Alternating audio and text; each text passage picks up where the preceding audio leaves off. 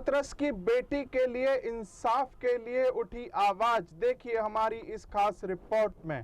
परिवार के साथ जो घिनौना अत्याचार हुआ है, उस ऐसा लगता है कि वो हाथरस की बेटी, रेवाड़ी की बेटी थी। उत्तर प्रदेश के हाथरस में युवती के साथ हुई गैंगरेप और दरिंदगी की घटना के बाद पूरे देश में उबाल आ चुका है। पीड़ित लड़की को न्याय दिलाने की मांग को लेकर देश एकजुट होकर दरिंदों के खिलाफ कड़ी कार्रवाई की मांग कर रहा है।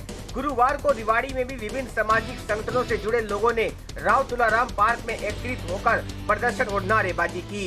इसके बाद पैदल रोष मार्च निकालते हुए लघु सचिवालय पहुंचकर उत्तर प्रदेश के सीएम और राज्यपाल के नाम सीटीएम को एक ज्ञापन भी सौंपा गया। संगठन के प्रतिनिधियों ने सरकार और प्रशासन से सवाल पूछते हुए कहा कि देश में कब बेटियों और महिलाओं के साथ अत्याचार होते रहेंगे। देश के अलग अलग क्षेत्रों से हर रोज महिलाओं और बेटियों के साथ दरिंदगी की घटनाएं सामने आ रही हैं, लेकिन सरकार कुछ नहीं कर पा रही। आखिर कब तक दलितों पर अत्याचार होते रहेंगे? हाथरस में हुई मनीषा के साथ ये घटना वाकई में ही एक जघन्य अपराध है।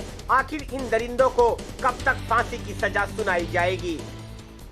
आखिर हमारी बेटी कब प्रदेश और देश में सुरक्षित रह पाएंगी?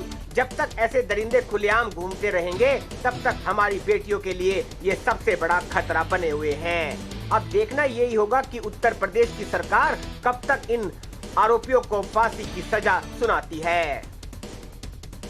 जो यूपी के हाथरस में जो दलित परिवार के साथ जो घिनौना अत्याचार हुआ है, उस के हम रेवाड़ी जिले के सभी संगठन, रेवाड़ी जिला का सर्व समाज उसकी घोर निंदा करता है। और हमारी मांग यही है कि यूपी प्रशासन के ये है और मोदी सरकार से भी है कि इन हत्यारों को फांसी दी जाए। फांसी के अलावा और कोई सजा मंजूर नहीं है। जबरदस्त आक्रोश है। ऐसा लगता है कि वो हाथरस की बेटी, रेवाड़ी की बेटी थी। लोगों ने उसको पूरे इमोशन के साथ अपने साथ जोड़ लिया है। और आज हम राज्यपाल के नाम एक ज्ञापन देने के लिए आए हैं। राज्यपाल से हमारी ये मांग है कि यूपी में जो योगी की सरकार है वो गुंडा सरकार बन चुकी है, अपराधियों के साथ गठजोड़ है। इन अपराधियों को 14 दिन के बाद गिरफ्तार किया गया है। इनकी पैरवी फास्ट ट्रैक कोर्ट में की जाए और इनको फांसी मिले, इस तरह की पैरवी इसमें की जाए और ऐसे कांडों की पुनरावृत्ति ना हो, उसके लिए कारगर कदम उठाया जाए।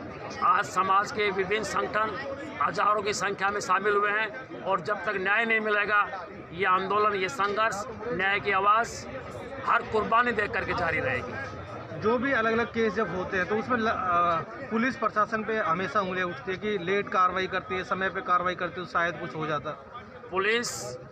पुलिस दबाव में है। रात को उस बेटी को दाह संस्कार जिस तरह से किया गया, ये बीजेपी हिंदू संस्कृति की बात करती है।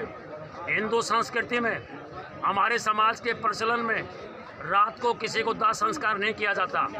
उस बेटी की शक्ल उसके माँ और बाप को देखने नहीं दी। पूरे गांव को और पीड़ित परिवार को ताला लगा करके बंद कर दिया गया और रात के अंधेरे में उस बेटी का दाह संस्कार कर दिया गया। इससे शर्म से डूब मरने की बात और कोई नहीं है। और पुलिस कहती कि हमारे ऊपर से दबाव है। आज शासन, यूपी का शासन, सरकार, यूपी की पुलिस और यूपी के अपराधी, ये तीनों एक ही तिगड़ी में एक साजबाज हो चुके हैं। जो आए दिन बेटियों के साथ अत्याचार हो रहे हैं इसी बीजेपी सरकार में, उसके खिलाफ रेवाड़ी जिले के समस्त संगठन, समस्त राजनीतिक पार्टियां सभी इकट्ठे होकर बेटियों के हक के लिए आवाज उठाने आए हैं। देखिए ये घटना कब होती है, जब वो खेतों में चारा लेने जाती हैं। अगर हमारे समाज के पास भी इसी तरह के अपने खेत होते, अपने संसाधन होते, तो शायद इस तरह की घटना नहीं होती। दूसरी बात, बीजेपी ने नारा दिया था बेटी बचाओ बेटी पढ़ाओ। भाई उन्होंने सही कहा था कि बीजेपी से अपनी बेटियों को बचा लो। उनका कहने का मतलब ये था। आप इन घटनाओं के पीछे मूल रूप से दलित समाज के पास जमीन ना होना। जी, दलित समाज के पास संसाधन ना होना, अपनी खुद की जमीन नहीं होना। अगर वो खेत में नहीं जाती तो शायद इस तरह की घटना नहीं होती। तो कहने का मतलब ये है, जो बाबा साहब ने संविधान में हमें समानता का और हर क्षेत्र कहा था ना कि जिसकी जितनी संख्या भारी उसकी उतनी हिस्सेदारी कहाँ मिली है। अगर इस तरह की बात होती, संविधान सही मायने में लागू होता, तो आज इस तरह की घटना नहीं होती।